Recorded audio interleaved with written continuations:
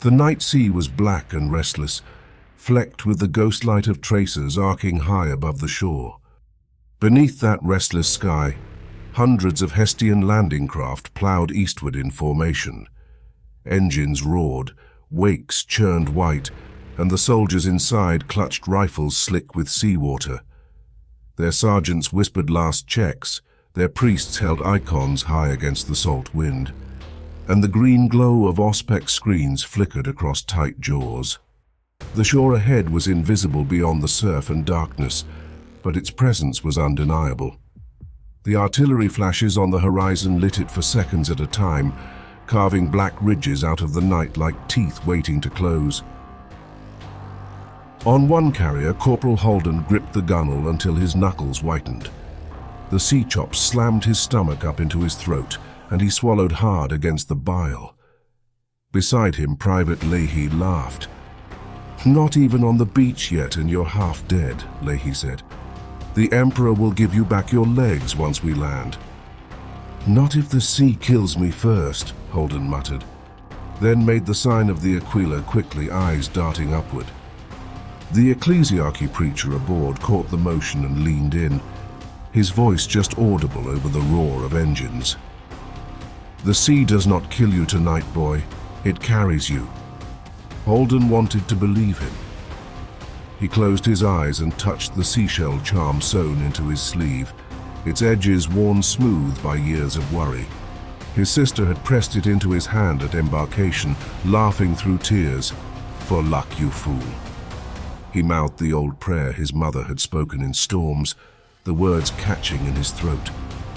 He imagined the breakers ahead, black water dragging him down before he even saw the enemy.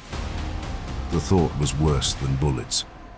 He bowed his head lower and prayed the sea would carry him as the priest promised, not claim him. Far above, the tides eternal and her escorts laid down bombardment. Lances struck the coast with pinpoint accuracy, erasing heavy gun pits and trenchworks. Macro shells howled through the upper atmosphere, hammering the bluffs in thunderous detonations that shook the sea. In the hangar bay, Captain Kawata watched the fire map update in cold blue-green. Each icon winked out under bombardment until only a jagged line of red remained.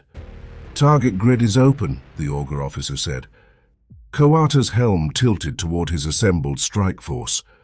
Assault Marines lined the deck, packs hissing, tridents and bolters primed.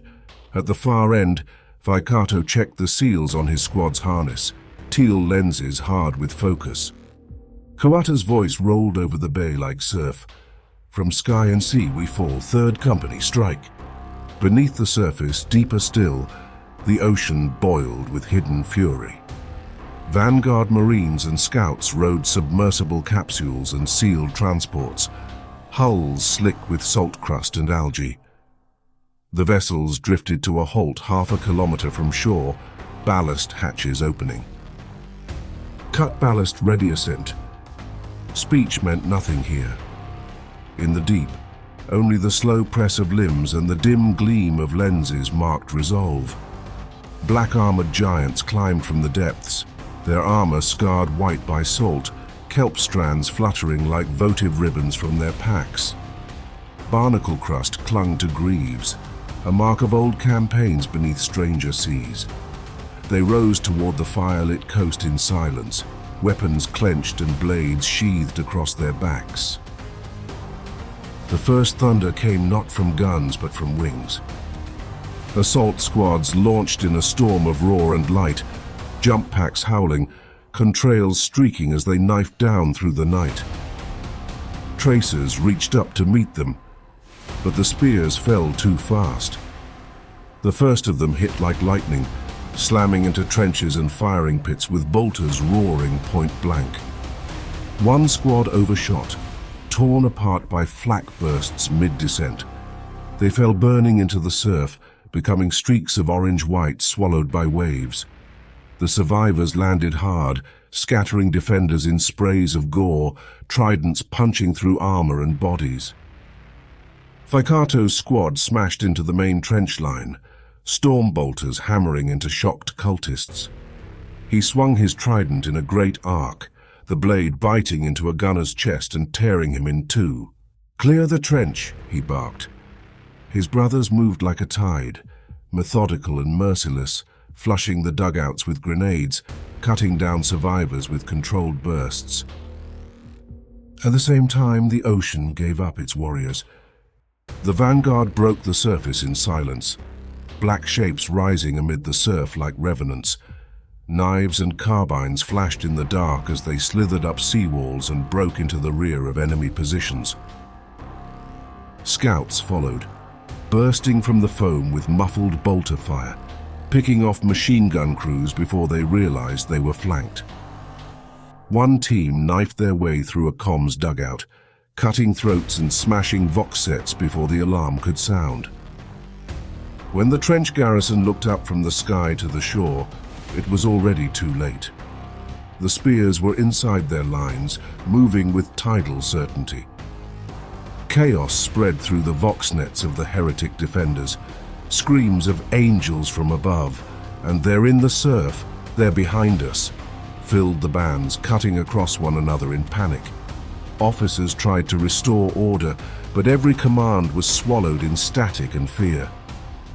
One bunker crew swung their guns upward, hammering the sky, only to be torn apart from behind as a vanguard squad breached their rear hatch. Another trench section fought desperately, holding Vicato's squad at bay with autocannon fire, until a Thunderhawk roared overhead and obliterated the position with a strafing run. And then, amid the screaming bands came a new voice, harsh, steady, commanding. "Second line, hold! Fire by grid, fire by grid!"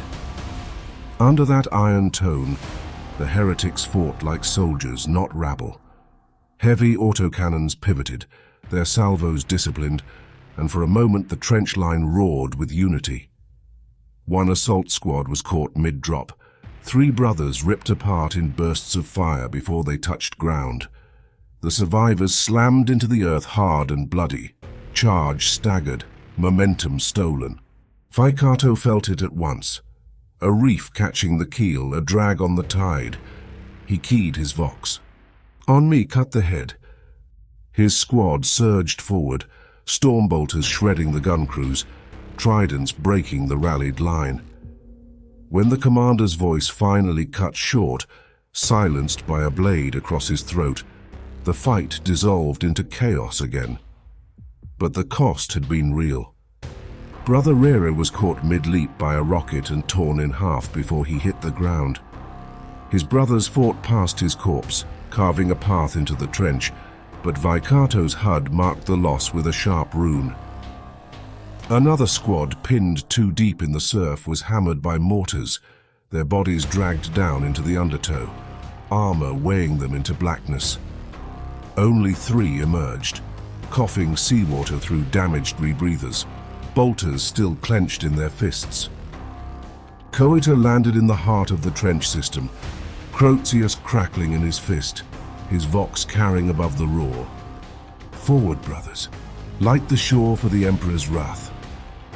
At his signal, flares fired skyward from captured trench lines. Green fire burned in arcs above the surf, painting targets for the guns above.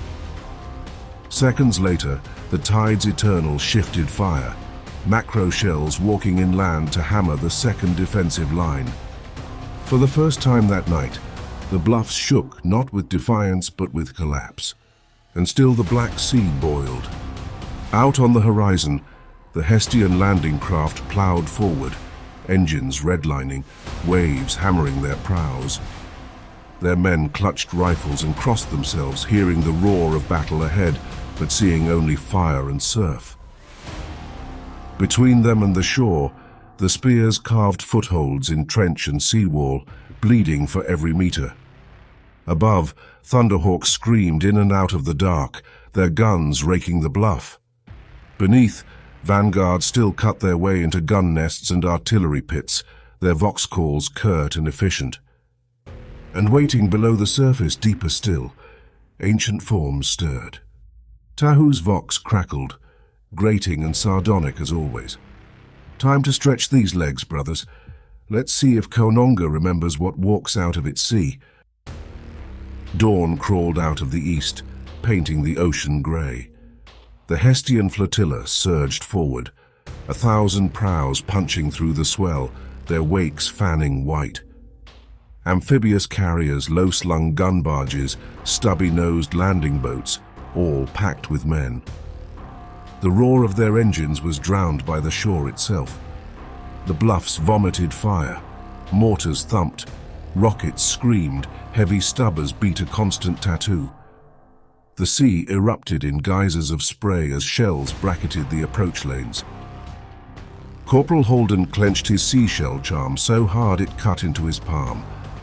He could see nothing but walls of water, orange flashes on the ridges, and men vomiting over the sides. The priest had gone quiet. Leahy was shouting something about the Emperor, but Holden's ears rang too hard to hear it. The first boat in the line ahead vanished in a column of white and fire. Bits of it and its occupants rained down across the waves. The ramps dropped and hell came with them. Hestians poured into the surf, rifles high, stumbling forward into waist-deep water. Mortar rounds churned the tide into froth, tearing men apart in sprays of red. Officers blew whistles and waved, herding squads toward the sea walls. Stubbers stitched the surf, cutting lines of men in half. A landing barge ran aground on a mine. Its bow flipped, spilling 30 soldiers into the undertow. Armor dragged them down. Only a handful surfaced, flailing. Holden saw their helmets bob once, twice, then sink. He thought of his sister's seashell. The priest beside him leapt into the water, icon held high, voice ragged as he bellowed litanies. The men followed, screaming prayers and curses alike. Holden forced his boots into the sand. The breakers hit him like fists, but he ran anyway. Above the din, calm voices cut through on the Vox. Assault squads and vanguard teams already dug into trench junctions relayed coordinates. Fire mission grid 137. Heavy emplacement on the bluff. Copy. Basilisk 3 rounds, splash in 10. The ground shook as Imperial artillery answered, shells tearing into the bluffs in perfect sequence. Thunderhawks swept low, autocannons chewing bunkers apart. A squad of spears marked a gun pit with green smoke.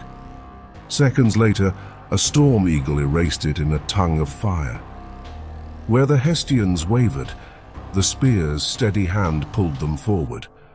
The black giants moved like anchors in the surf, directing fire, hauling men upright, pointing them toward the sea walls. Reaching the bluffs was no reprieve. The sea walls loomed slick with algae, ladders shattered by shellfire. Hestians clawed their way up with bare hands, bayonets and ropes. Defenders hurled grenades down. Men fell screaming into the surf below. Vicato led his squad in a bounding leap up the wall, jump packs roaring, landing among the defenders like thunder. His trident punched through a gunner's chest. Stormbolter fire tore a path clear. Up, he barked, and the mortals obeyed. The water boiled, swelled, and broke. From the depths came ancient warriors, each step shaking the surf. Dreadnoughts, black hulks crowned in salt crust and barnacles, their sarcophagi glowing with runes. Tahu led, his form scarred and immense, the sea foaming at his knees. A heavy flamer roared from his arm, washing bunkers in liquid fire. Bolters spat from his hull, cutting trenches into ribbons. His vox crackled, sardonic as ever. You'll need stronger chains than this shore. I've walked worse beaches. The men who heard it, mortal and Astartes alike, laughed through their fear. Even Holden felt his lips twitch, though he was caked in mud and blood. Another dreadnought strode beside Tahu, its power fist hammering sea walls flat. The third raised its assault cannon and shredded a pillbox until only dust and meat remained. Shells struck their hulls and sparked off ceramite. The dreadnoughts did not slow. But not all the defenders broke. On a rocky spur above the central landing zone, A heretic commander planted his boots and bellowed orders. His voice rasped through a stolen vox horn, guttural yet steady. Around him clustered scarred men with the look of veterans, PDF officers turned cult leaders. They manned heavy stubbers with grim precision, cut down advancing Hestians in disciplined bursts, and lobbed satchels into the surf with practiced arcs. One of them braced a recoilless launcher on his shoulder and fired point-blank into a chimera disgorged from its landing craft. The blast peeled its flank open. The crew died screaming as fire consumed them. "Hold the line," the commander roared, raising a blood-smeared blade. "The sea takes them." For a moment, the cultists believed him. They fought not as a mob, but as soldiers, holding the bluff with fanatic resolve. It took a coordinated strike, Waikato's squad bounding uphill, Tahu's flamer washing the spur, basilisk shells hammering the ridge, to break them. When the commander finally fell, trident through his chest, he spat blood and laughter into Waikato's faceplate. "The tide will turn." Then he was gone, and his knot of fighters with him. The heretics did not collapse cleanly. Whips cracked, voices screamed, and waves of cultists were driven forward, their eyes wild. They poured down from the bluffs into the surf, trampling their own dead, charging into the landing craft, still disgorging men. Holden saw them coming. He fired until his laser gun clicked dry, then bayoneted the first man over the gunwale. Leahy screamed beside him, stabbing with a trench knife. Then the spears arrived. Assault Marines dropped into the melee, tridents and blades carving space for the Hestians to regroup. The water ran red with salt and blood, breakers turning pink as they smashed against the landing boats. One cultist leapt onto Tahu's hull, screaming, chainblade raised. The Dreadnought swatted him aside with contempt, sending him cartwheeling into the surf. "Behave yourself," Tahu muttered over the vox. The countercharge was a wave that rose too high and broke. Foam, wreckage, and corpses were all that remained. The beachhead became a furnace. Mortars rained. Basilisks fired blind over the surf. Thunderhawks strafed until their guns overheated.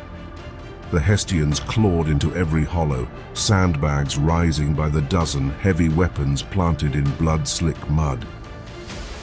Predators came down on gravslings, landing hard in the surf and rolling forward with sponsons blazing.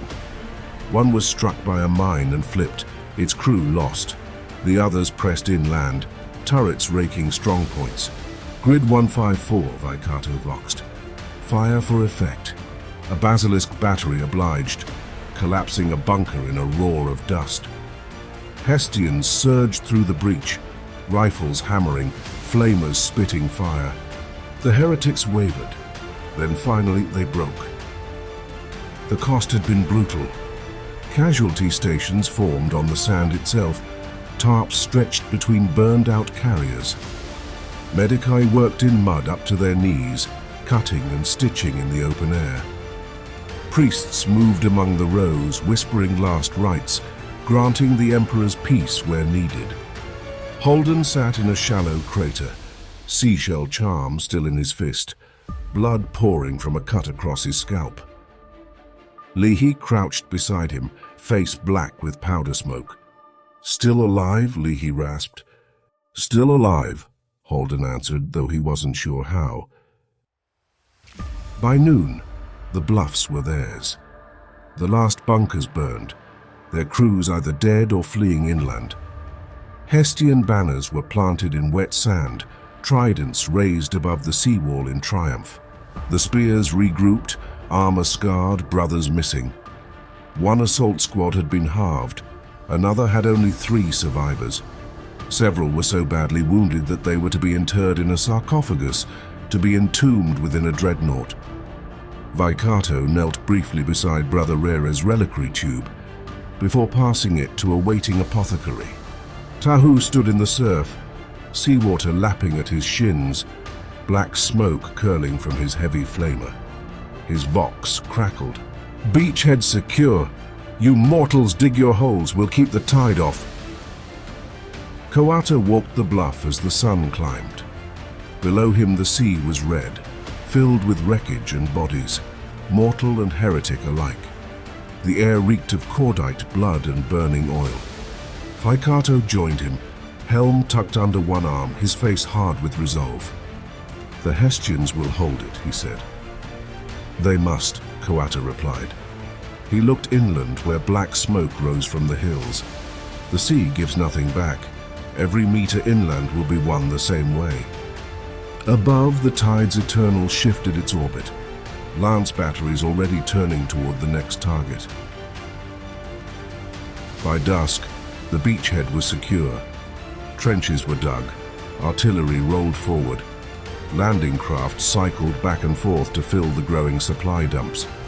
The Hestians dug in like barnacles clinging to rock, their lines already bristling with sandbags and wire.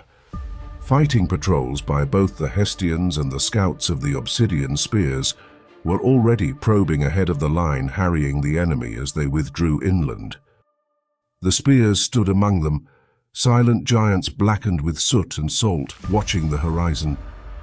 To the enemy, they were no longer men, but the undertow, inevitable, unseen until it dragged you down. High above, Chapter Master Aranga Moana received the report. He stood at the viewing dais, watching the scarred coast gleam red in the fading light. "Kaunonga remembers us," he murmured. "Signal all companies, the tide carries us inland." The war was far from over, but the Black Shore was theirs. Don't forget to comment, like and subscribe if you have enjoyed this.